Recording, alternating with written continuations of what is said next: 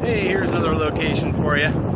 I had some meetings canceled this afternoon, and the coast is only about an hour away from where I was, so I just decided to take some time off and enjoy myself. So luckily I have the flexibility and the freedom to do that.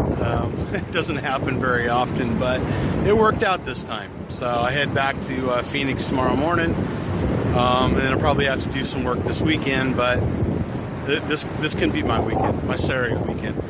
Rooster Rock in the background there. I'm gonna pinch it. There you go. Peace.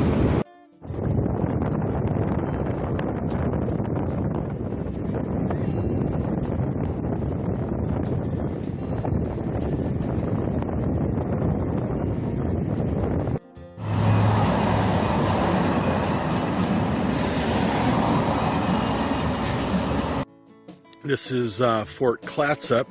You can't really see it here. I guess it's back behind over here. But this is where Lewis and Clark, the famous explorers, when they came west of the Mississippi, this is where they landed. This is the furthest place west that they landed, and they built a fort here called Fort Clatsup.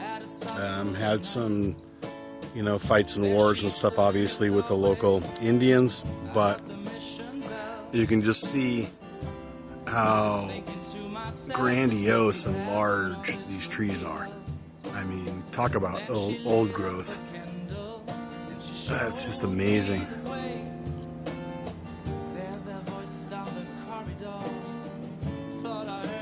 And a beautiful walk down through the path. On my count of three. One, two,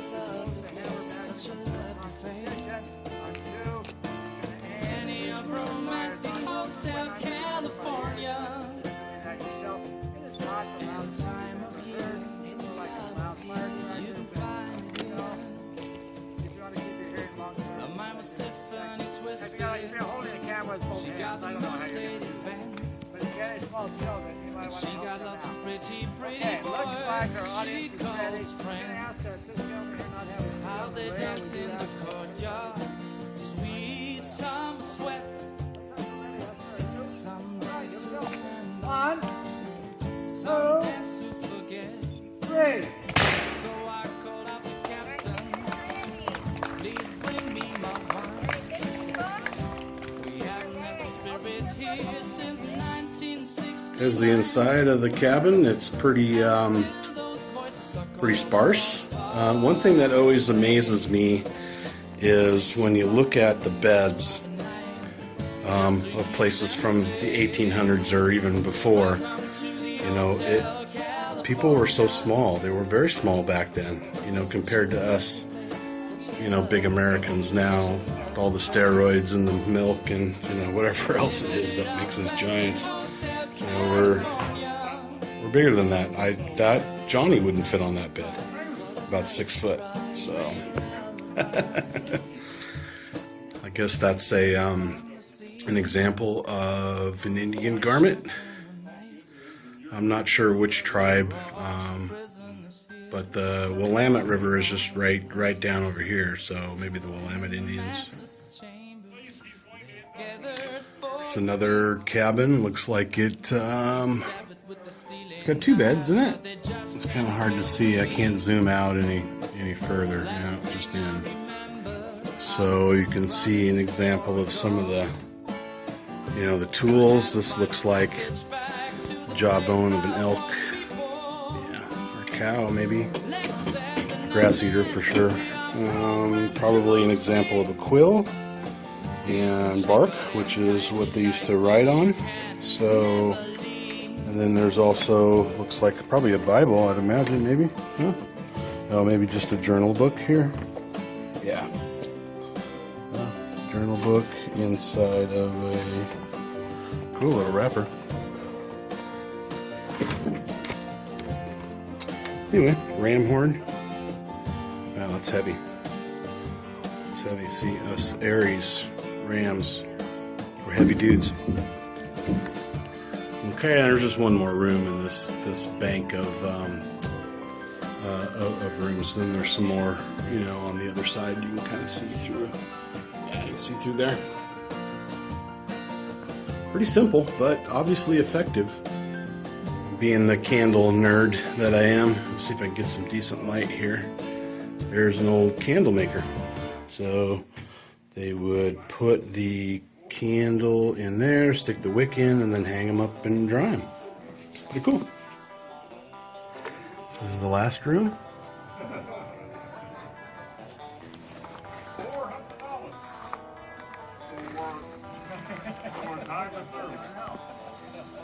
So he gives Sherman the check.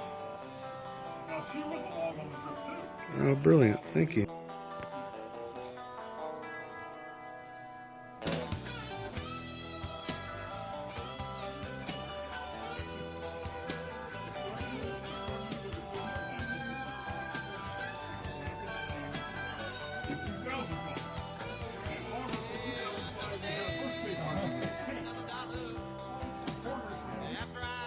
Okay, just listen to the tour guide about this. This is obviously not the original structure. And back in the day when they established this, they would have cleared out a field of fire around the facility about 25, 50 yards maybe, so that the flintlock guns could fire effectively. But obviously there's no outer perimeter. There's only, you know, just minor defenses, really, and that was because they weren't expecting or anticipating any kind of aggressive activity from the natives. They were friendly, and according to the guide in there, too friendly. And Lewis had to actually issue an order that decreed all native females had to go home for the evening. They could no longer stay in the camp.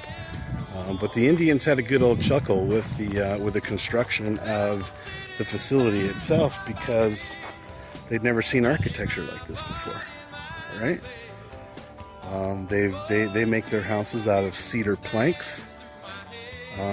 So when it came down to watching, you know, the whole crew build this out, I could imagine them sitting over in the trees here and drinking a beer and smoking their peace pipe and laughing at the funny white men building their little huts. It's kind of like more of a smoke shack, really, than a defensive, you know, position. But again, as long as you're, you know, the natives are friendly, you don't really need any defenses. So you saw the river down there. That's the Lewis and Clark River.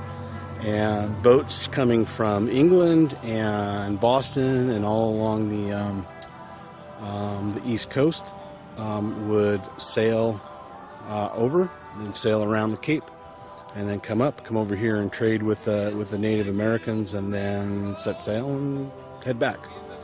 So that would be how many months of travel? Probably 6 months of travel at that time. So big commitment. But I think if I were alive back in the day, I think I would have probably done something like that, just to see the world.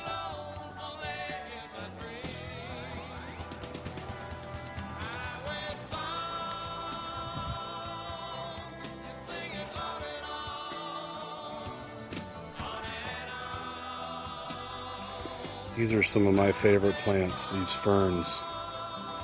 Used to be all over the woods when I was a kid. I used to think underneath them was super cool. There's like a fuzzy kind of coating on them. You can't really pick it up or see it. I don't know if the camera's gonna get a good zoom on that or not, but they're just cool. I always liked the way they were shaped, and you know, one of my favorite plants. But you got to be careful, because in here are, you know, other plants called nettles that will kind of sting you and leave like a little welt, and they itch and sting, and they're pretty nasty and uncomfortable. But the only way to really get rid of them quickly is to jump in, you know, like a cold creek. So we used to tear through the woods, on our way down to the creek, we'd be running all through, woods just like this, and running down to the creek. And as soon as we get down there, we'd be covered in nettles on our legs and have to immediately jump into into the creek to get rid of them. Yeah, I love these old trees. Nothing like the big trees in California, the redwoods, the big sequoias, but certainly these are large for pine trees. Definitely old growth. And this is the lovely Sacagawea.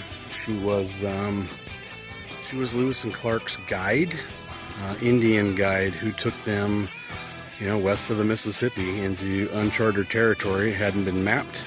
Nobody knew what to expect. And she saw them all the way over to the West Coast. Pretty remarkable woman when you think about it.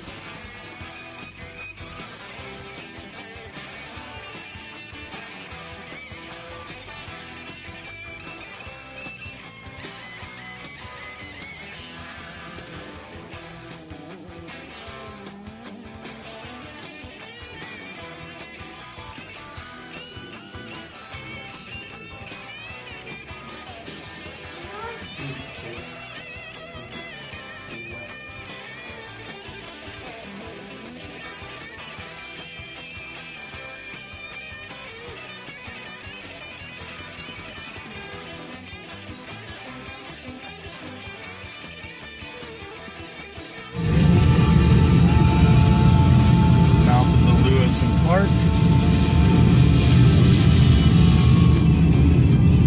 So we were just upriver there at Fort Clatsup and heading into Astoria. And this is the Columbia River off to my left here, and the Astoria Bridge. Lovely, huh?